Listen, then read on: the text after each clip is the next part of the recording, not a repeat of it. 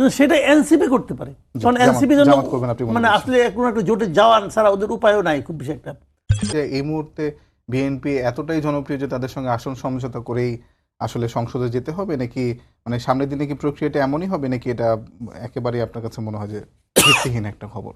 দেখেন এখানে কারা চায়, যে অ্যাক্টিভ দলগুলো আছে এর মধ্যে কোনো সন্দেহ নাই যে জামাত চায় না। আমি মনে করি জামাত চাবে কেন?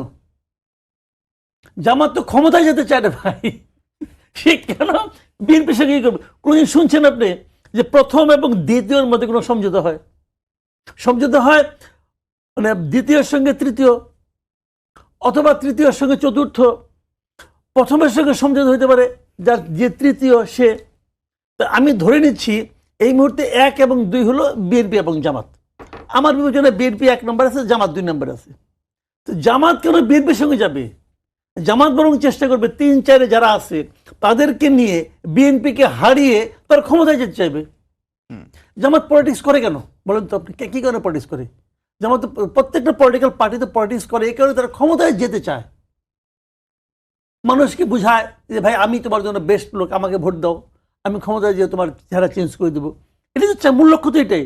তো সেই লক্ষ্যে সে জামাত বিএনপির সঙ্গে কেন যাবে? কারণ বিএনপির সঙ্গে যদি সে যায় তাহলে তো বিরোধী দলকে, বরঞ্চ আপনি বলতে পারেন যে এনসিপি একটা চেষ্টা করতে পারে, অথবা অন্য যারা ছোট পার্টি আছে এবি পার্টি, অমুক পার্টি, তমুক, এরা একটা চেষ্টা করতে পারে যে বিএনপির সঙ্গে আমি করে যদি 2-1টা আসন পাই। যে জিনিসটা আমরা গতবার নির্বাচনের সময় দেখছিলাম, আওয়ামী লীগের সঙ্গে ইব্রাহিম সাহেব গিয়েছিলেন ওনার দল নিয়ে, যদি আমি একা এত বছর রাজনীতি করলাম কিছু পাইলাম না, এখন সংসদে 2-3টা কথা বলতে চাই, তো এরকম হতে পারে।